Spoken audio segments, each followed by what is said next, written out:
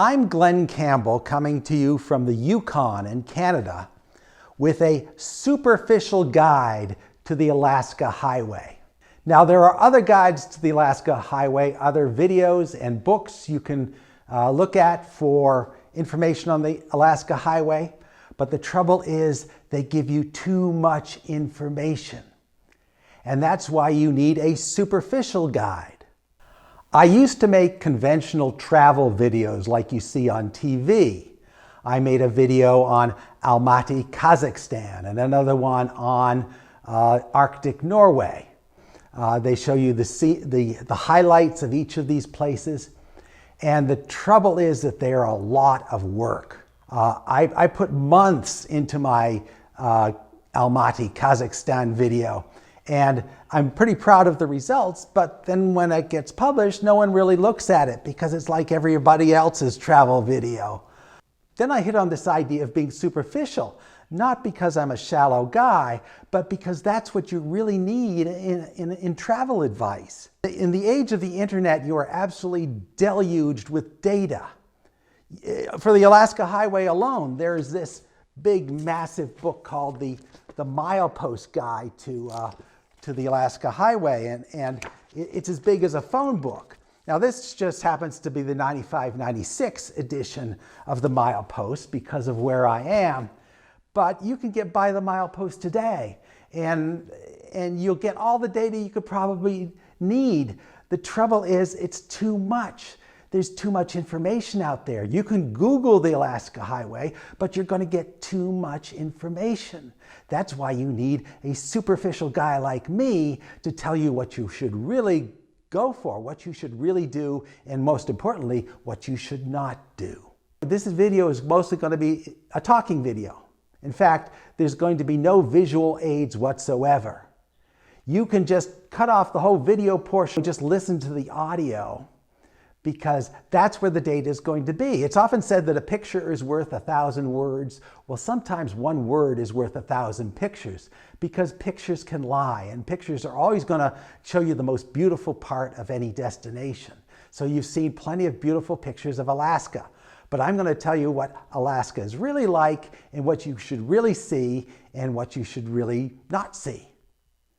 So before I dive into it, I need to tell you where I am. I'm in one of countless abandoned roadhouses along the Alaska Highway. And these are one of the main attractions. If you see something abandoned along the highway, by all means stop and check it out. If you see a no trespassing sign, then respect it. But if no one's bothered to put up a no trespassing sign, like here, then go and poke around. Now, I'm not going to tell you exactly which roadhouse this is because this one is in pretty pristine condition, and I want to keep its sacred, historic pristineness here. I mean, this was a lot better when I first visited 6 years ago. It was all like it was abandoned in time. It had been abandoned in 1996. Or 1995 was their last open season, and it was like everything was preserved in crystal. And in the past 6 years or so, it's deteriorated, and people have come in and they've stolen scrap metal. There's no graffiti yet because this one's kind of isolated, but it's all going to deteriorate soon. So you need to see these abandoned places along the Alaska Highway. So let's give you an overview. What is the Alaska Highway? Where does it go? Well, you know all of that already. It runs from Dawson Creek to Fairbanks, Alaska. So I don't know how many thousand miles it is. Look that up on Google. And it was built during the Second World War. The US government was worried that Japan was going to invade Alaska, so they needed a land route. So this was pushed through in a couple of years, and it's since been paved. It started out as a rough dirt track, and then it became a nice gravel road, which is when this would have been built, and then it was paved. And the trouble is, when it was paved, everybody started screaming right past these roadhouses, which is why you have so much abandonment along the Alaska Highway. Alaska Highway used to be really wild back in the days when it's gravel. Now it's pretty tame. It's the most wild route you can take while still remaining on paved highway. So it's paved all the way, and except parts where it's under construction. And any car, in the summertime, any car can handle it. Even your little smart car can handle it. There's a few bumps in the road, but nothing serious that any regular sedan can handle. You don't need an SUV. How should you travel on the Alaska Highway? Well, you need a car. And you need either to own a car or to rent a car. And if you're going to rent a car, I have a special itinerary for you. The trouble with the driving the Alaska Highway is getting to the Alaska Highway. So to get to the start of the Alaska Highway, you have to drive a week from wherever you happen to be. A much better plan, which would show you nearly all of the key points in the Alaska Highway, is to rent a car. And I suggest renting a car in Anchorage. That's the place to be because airfares are low and rental car rates are relatively low. They will also give you a rental car. You can rent a car there with unlimited mileage, which is really important. If you were to rent a car in Whitehorse or any place else along the highway, you're probably going to end up paying a mileage charge. So rent a car in Anchorage and drive down the Alaska Highway for most of its distance, at least to Whitehorse, and then to come back a different route. And I'm going to describe that route for you later. When should you come to the Alaska Highway? Well, summer, duh. I've driven the highway in winter. It's just not fun. It's challenging in a sense that, you're challenging the elements. You need a pretty hardy vehicle to begin with.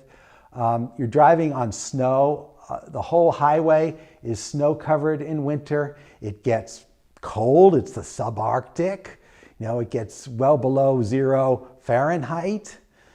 You can't camp as easily. I've done it, but you can't camp as easily in the winter, and you've got no light in the winter. The days are only 6 hours long. Dawn and dusk is very long too, so you maybe get 8 hours of usable light. You don't see any wildlife because it's all hibernating. No bears. The bears are hibernating. So it's not fun to drive in the winter. The prime season to drive the Alaska Highway would be between mid-May and the 1st of October. Right now it's the end of May and the trees have just come out. The leaves on the trees have just come out and the last of the snow. There's still patches of snow, but it's melting. And that's right now the end of May. What is the weather like in the summer? It's beautiful in the summer. The weather is very much like it is down in the lower 48. It just doesn't get quite so hot. In July and August, the sun is up nearly 24 hours, so you have a lot of solar energy, and it gets warm. It can get humid. It feeds the mosquitoes. The mosquitoes get larger this weather. That's the only real downer of traveling here in the summer is the mosquitoes. Right now, at the end of May, there aren't many, but come July and August, they'll be everywhere. And they do kind of make life miserable. But mosquito repellent works. Anything with DEET in it, D-E-E-T, is going to work. You spread it on your skin, it keeps the mosquitoes away. They still buzz around, they just don't bite you if you're wearing DEET. How should you lodge yourself on the Alaska Highway? There is lodging at all of the major towns, but it's expensive. So the logical option is some form of camping. Now, personally, I sleep in my vehicle. That to me is the most convenient way to do it. If you have a back seat on your vehicle, you can learn how to sleep in that vehicle. If you can do that, then the camping becomes a whole lot easier. You don't have to have a big RV. I guess it's nice if you got that kind of money, but just a regular sedan. What's nice about sleeping in your vehicle is You don't have to deal with bears. There are a lot of bears. The chances of you being attacked by a bear are very slim because they're very shy, but still bears. And if you're in a tent and you know there are bears, you're just not going to sleep very well. If you're in a vehicle, you know you're safe. You're also safer from mosquitoes, which are even more fierce than the bears here. In the summertime, the mosquitoes can be horrible. What you do is you get some screening, and you put it over the windows so you can open the windows and get some air, even with mosquitoes as big as, in the cooler shoulder seasons, you can roll the windows all the way up, and there's usually enough air in the car that you can sleep in the car without needing to open the windows. Gasoline on the Alaska Highway. Because a lot of these roadhouses are closed, you may not find gas at every town marked on the map. It's advisable, I advise you to always keep your tank half full. So whenever the needle goes below half, you're going to look for gas at the next town. Fuel here in Canada is higher than it is in the States, but not dramatically higher, maybe 50% higher. It's not a whole lot higher here in the Yukon than it is in the rest of Canada. Just be really concerned about running out of gas. If you always have a half tank, you're not at risk of that. Is there cell phone coverage? Are you going to have the internet on the Alaska Highway? And sadly, not much. There isn't much internet.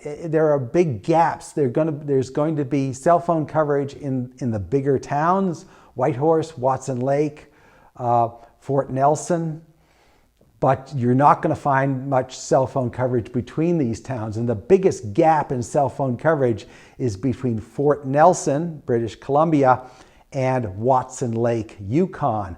If you're going at a slow pace, you can go for 2 days without any internet. That's what we call roughing it nowadays. Highway's great. No risk of, no dangers out there, but you're going to have to do without your internet for a while. What route should you take? Well, you might think that there's the Alaska Highway and that's it, but there are alternative routes, some of which I advise and others which I think you should not take. The main Alaska Highway, the original historic Alaska Highway, started in Dawson Creek, which is where the railroad ended, and it ends in Fairbanks. You can take this whole route. In fact, I recommend on your first journey, you take this whole route, and starting in Dawson Creek, ending in Fairbanks, or the other way around. On the return trip, if you happen to do a return trip, you should, there are alternatives. Once you get to Whitehorse, you can go north to Dawson City, which is not to be confused with Dawson Creek. Dawson City is the location of the Klondike gold fields. If you have any interest in that history, Dawson City has some character to it. Dawson City, a lot of Dawson City is a semi-ghost town. It's kind of falling apart because it's built on permafrost, and you see a lot of this these ancient structures from the 1800s that are still standing and are kind of falling apart. Once you get there, you can take a good dirt road in the summer called the Top of the World Highway. Now, don't look for this on Google because Google won't tell you about it since it's closed most of the year. You can take a highway from a good gravel highway from Dawson City westward to the town of Chicken, Alaska. And from Chicken, you can go back down to Tok, which will take you either to Anchorage or Fairbanks. So my recommended route is if you're coming from the States, you go up the Alaska Highway, you go to Anchorage and Fairbanks, and then you come back down through Chicken and Dawson City back down to Whitehorse. And there's another road that goes from Watson Lake directly south toward Vancouver. I forget what the number of that road is. It's an alternative to going through Dawson Creek. Don't take it. I've taken it. There's really nothing, compared to the Alaska Highway itself, it's still better to go twice down the Alaska Highway than to go once down this more westerly route. The only thing I can remember about the westerly route is the town of Hyder, Alaska. There's a point where Canada and Alaska come together, and with about an hour's detour, you can go see a little corner of Alaska that you might not see otherwise. It's not worth the rather boring trip. So, as I say, my recommendation, the easy way, the gentleman's way to see the Alaska Highway is to fly into Anchorage, rent a car, and take this loop I talked about. So Anchorage, if you must see Fairbanks, you can go north to Fairbanks. I lived in Fairbanks for a year. I don't find it too exciting. You're going to pass by Denali when you go north to Fairbanks. There's nothing to see or do at Denali. You can see Denali, the biggest mountain in North America. You can see it from a distance, but once you get up to it, there's really nothing to do. You can't climb the mountain. I think there's a quota on how many people can climb it. No ordinary mortals can climb this mountain. So there's really nothing to see. Fairbanks is a northern city. The most remarkable thing about Fairbanks, it has the northernmost Walmart in the world. That also happens to be the second largest Walmart in the world, right there in Fairbanks. And if you like Walmart and you want to say you've been to the northernmost Walmart, by all means go to Fairbanks. Otherwise, I don't find too much that's interesting there that you're not going to find on the southern part of the Alaska Highway. In any case, the roads from Fairbanks and Anchorage come together at Tok Junction, and from there you're going to go into Canada by one of two routes. Either you're going to come down into Whitehorse, which is the way you should come at first, come down to Whitehorse, and then from Whitehorse you can go back up to Dawson City, see the Klondike, take that stretch of dirt road, 100 miles or so, to Chicken, then come back down to Tok and go back to Anchorage. That trip alone will take you about a week if you stop and smell the roses along the way. If you want a 2-week trip out of Anchorage, I would keep going beyond Whitehorse. From Whitehorse, you can go to Skagway, Alaska. You can drive there. I've been there once, don't remember anything about it. Google it to see if it looks interesting. Let me tell you about Whitehorse. Whitehorse is a remarkably modern city, a small city. It's got your Walmart, it's got all your fast food, it's got a couple of big box supermarkets. All the services you could need are in Whitehorse. It's kind of after you've been on the highway and experienced the loss of cell phone coverage and the lack of fast food, well, it all comes back to you when you get to Whitehorse. So Whitehorse is kind of the epicenter of the Alaska Highway. It's the place where all roads lead. There's not a lot to do in Whitehorse. There's a couple of museums. My favorite activity in Whitehorse is to climb the bluffs outside the city, bluffs that overlook the city. There's several ways that you can climb these bluffs and look down over the whole city of Whitehorse. Now, if you have more than a week available out of Anchorage, you can keep going from Whitehorse, continue down the Alaska Highway as far as Muncho Lake. That's into British Columbia. Muncho Lake, the area between the Yukon border and Muncho Lake in British Columbia, is where you're going to see your wildlife. There are going to be bears along the road, bison, and caribou. That all happens mostly in British Columbia. You see wildlife elsewhere, but the bulk of it is between the Yukon border and Muncho Lake, British Columbia. Down near Muncho Lake is a cool hot spring called Liard Hot Spring, where you can soak for $5. It's a beautiful hot spring that really gets hot in some places. It's a developed spring, but some of it is not developed. You can kind of go down a hot stream a little bit. It's a lot of fun. Any time of year. I've been into this hot spring in February when it's 10 degrees Fahrenheit outside. and it's bathwater. It's bathwater or warmer in the spring, so it's fun to get into the spring. It's hell getting out and getting your clothes back on in minus 10-degree weather. So what should you do along the Alaska Highway? Well, you should stop at every point of interest and read every plaque and stop at every recreation site and go to every museum. There aren't that many of them, so you can actually see them all. You can go to every museum and you can read every plaque. So that alone will keep you occupied. If you stop at every one of these sites, you can do about 200 or 300 miles a day, because even if you read every plaque, there's still a lot of long open highway. So figure on 200 to 300 miles a day, and you'll still have enough time to see everything. Now I'm going to run through the entire Alaska Highway for you strictly from memory, starting from Dawson Creek, ending in Fairbanks or Anchorage.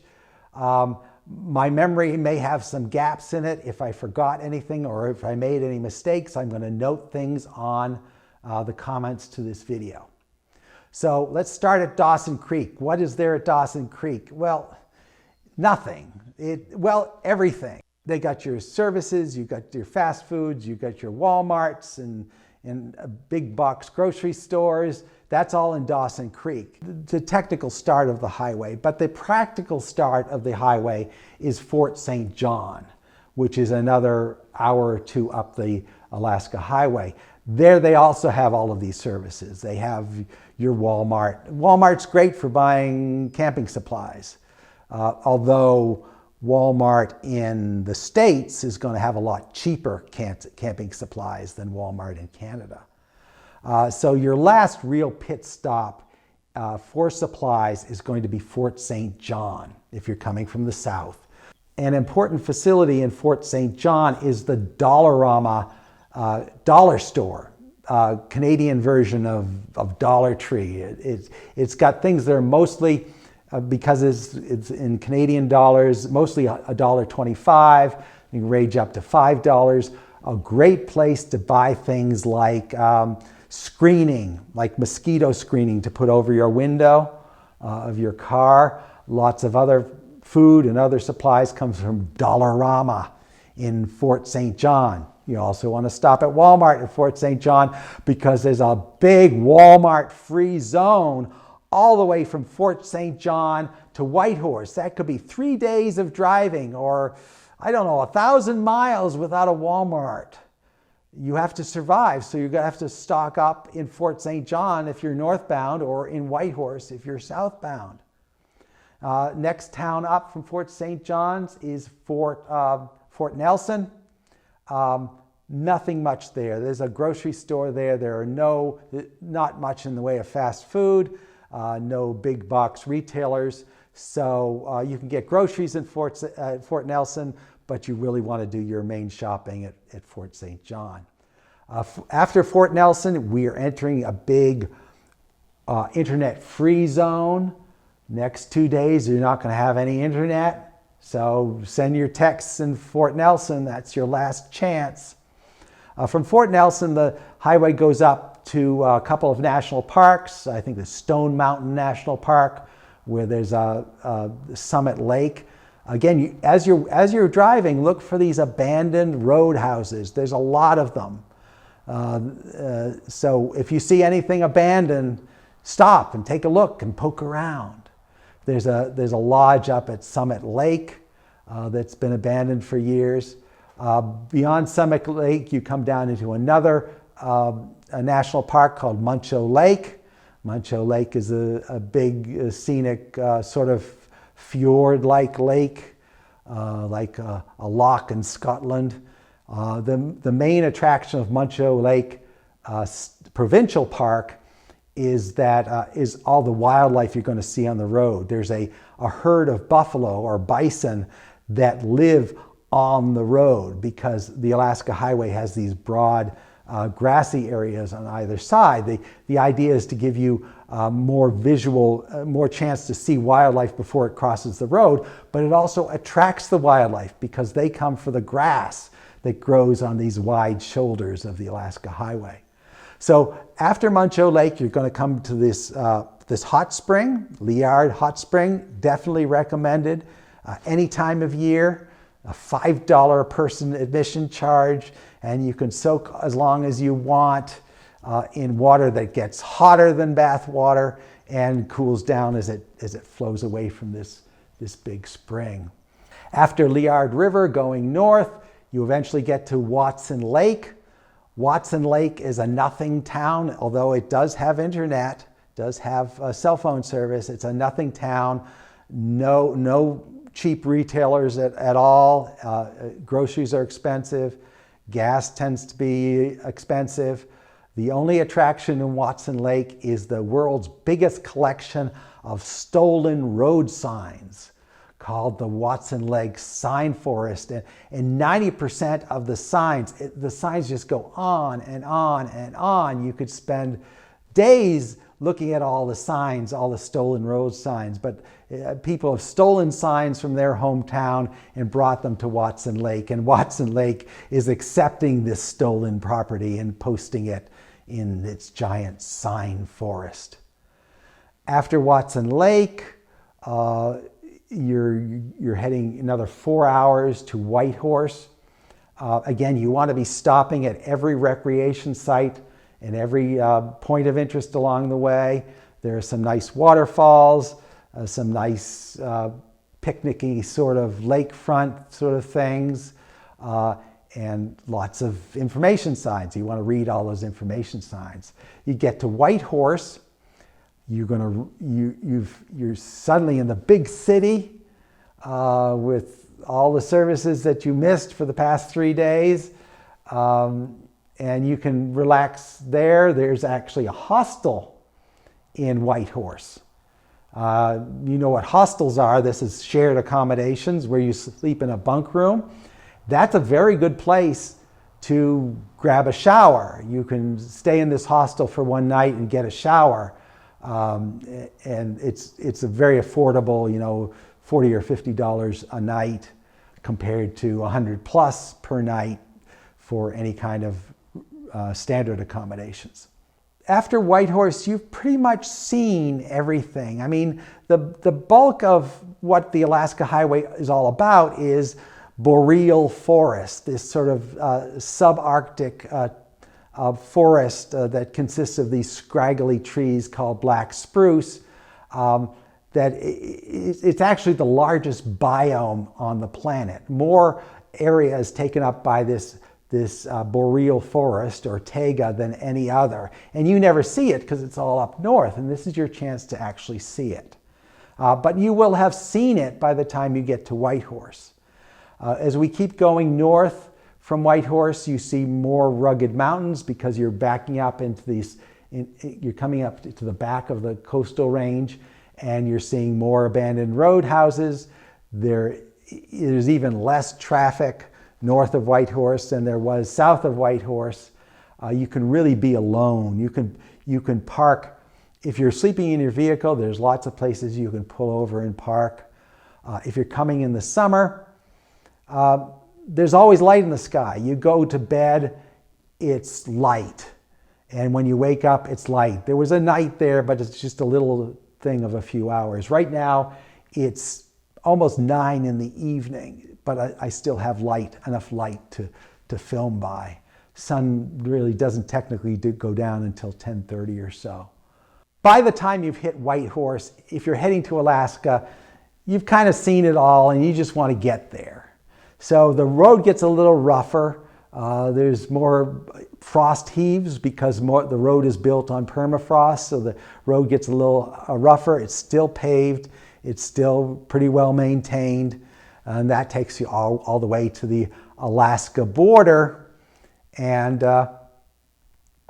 now once you hit Alaska, then you really want to get to your destination. Just get me out of here. You wanted to get to Alaska, so now you see Alaska. You see that Alaska was exactly the same as Yukon was. You've seen the boreal forest, so you can just whiz right by the boreal forest.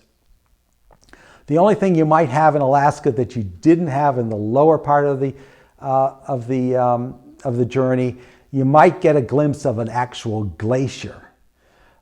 You do not see any glaciers from the Canadian portion of the highway.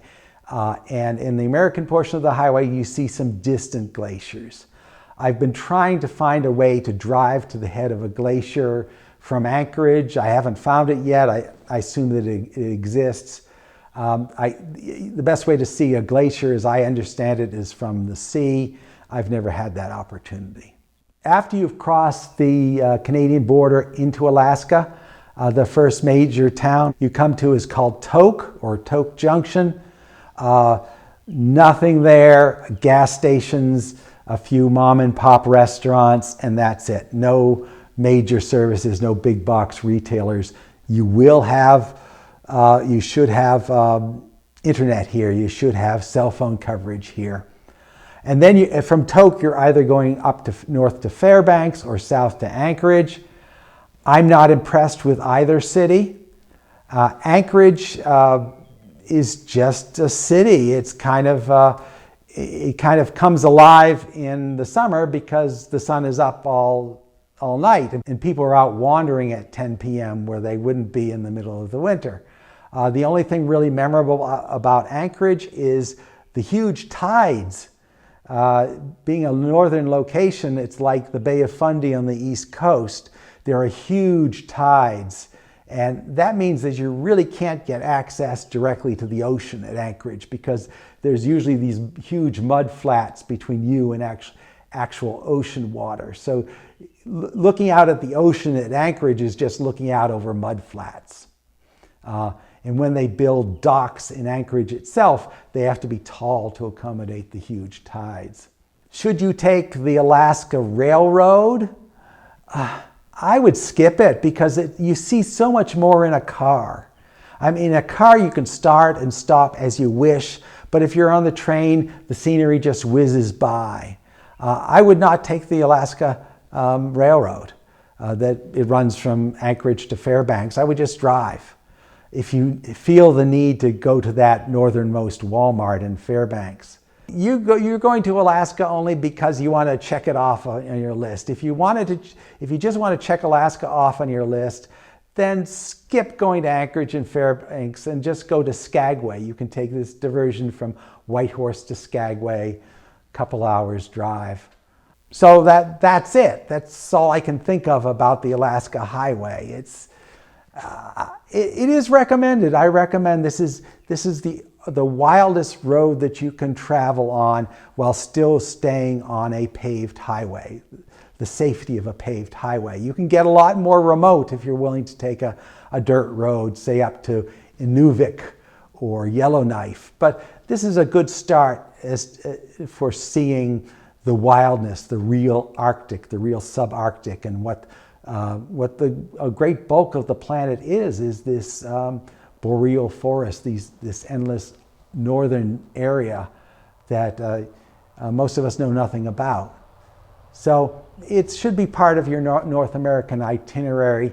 Not the highest priority. The first priority is to see New York, Washington, Los Angeles, Las Vegas. Those should all come before Alaska.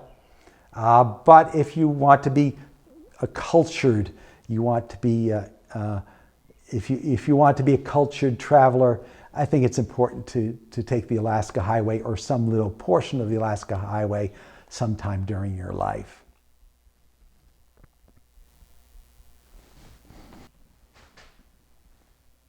So this is my special roadhouse, my favorite roadhouse. When I first came here 8 years ago, it was in pristine condition. What do you have here? There's a modern Fresca can, so someone was here recently. We also have a 1995 era tomato ketchup. First time I came here, there were actual biscuits, flaky biscuits in this biscuit box. And mostly it's intact. The only thing that has happened here is that people have come along and stolen the stuff that has any value, taken any metal that they can get. But there's no obvious vandalism beyond that. Everything stopped at the end of the season in 1995. That's when they apparently closed up for the season, intending to open up, and no one came back. I suspect that somebody died or something. They just didn't have the energy to come back, because even in 1995, no one was stopping here. I don't know the state of the highway, but you only need so many roadhouses. It used to be a wild trip because it was dirt road, and then it became a lot less wild. So do I recommend this book, The Milepost?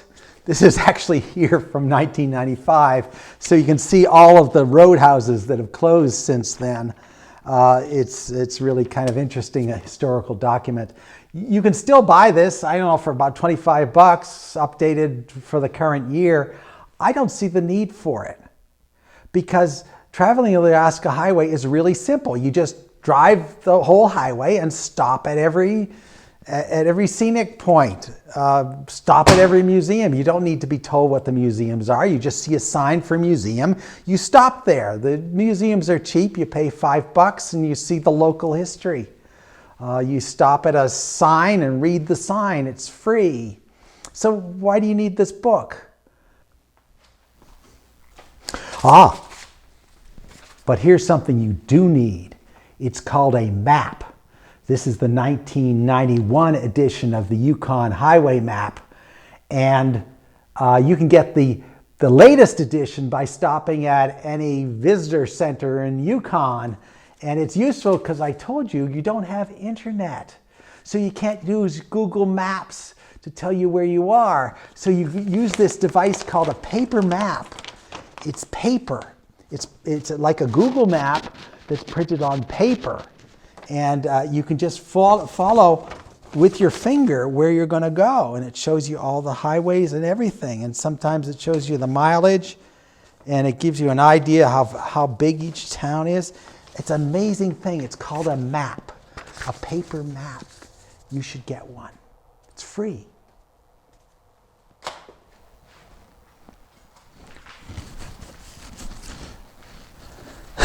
So here are credit card slips. These are credit card slips that where you run the machine over the credit card from 1995. Ketchup, lots of books here. There's Monopoly money. What else have we got? Lots of books in the corner. You want to read books. You remember what books are?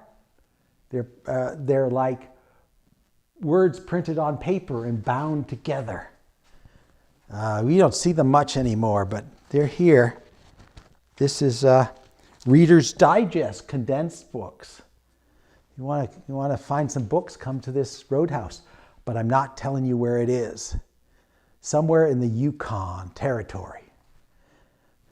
So, a roadhouse consists of a gas station, a restaurant, some motel rooms, an RV campground, and maybe some car repair services. Used to be a lot of them because cars needed repair and cars needed lots of gas. So these in the heyday of the Alaska Highway, which I guess would be the 60s or the 70s, all of these places were humming. My very first trip on the Alaska Highway was 1981 when I took a bus all the way from Los Angeles to Fairbanks, Alaska, where I was going to school for a year. And I remember stopping at roadhouses like this one, that the bus was going along this dirt road. It would stop at these places for rest breaks. And we very well could have stopped here back in 1981. So this place was bustling at a certain point in history, and then it just couldn't maintain itself. It's funny, you look forward to the highway being paved, and you think that's a good thing until you realize that it's going to kill your business. I'm going to take a few, use my camera to take a few cutaway shots. while the other cameras still roll. So I'm going to do some cutaway shots while still rolling. All right. Here's the ketchup from 1985.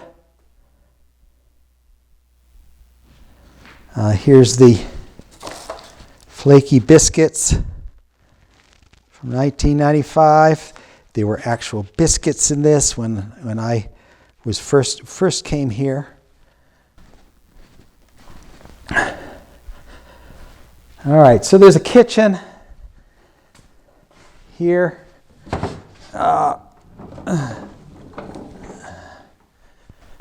Kitchen. When I first came, there was a big stove, a big iron stove here, and somebody took it out. I suspect it was stolen. Everything else is still untouched. Mayonnaise, light mayonnaise, still as good as new. Chocolate. Here's a back storeroom.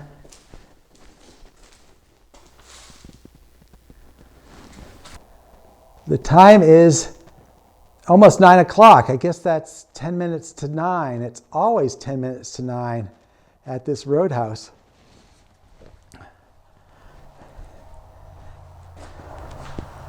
So, washrooms, restrooms that still have the toilets and still present. Usually when vandals come, this is one of the first things they break. And here is the office. This little stairway leads up to an office, which is not only an office, but somebody slept here as well. There's a 1995 calendar here for the White Pass and Yukon Railroad. 1995. Last date of operation. Now back then there was a train that ran all the way from Whitehorse to Skagway. That's reduced to a tourist train just covering the pass. Oh, this thing was kind of interesting. So not only one of the services that this Roadhouse provided post office services 3 days a week and banking services 2 days a week. This Roadhouse was everything, and now it's nothing. That's what happens when you pave the highway. Still plenty of light. Here's what the view is out the window. Lots of bears around here. I cleared the area of bears before I came in.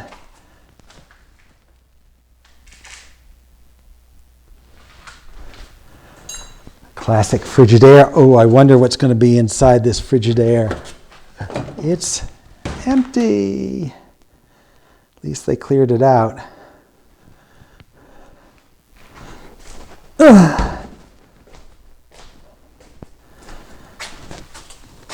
Evaporated milk, good as new. Yeah, you could open it and see if it's any good. I don't care to. It's one of my cameras. Let's take that down. See if he's still running. He's still running. And there's my other camera up there. Take him down. Turn him off. Here. Goodbye.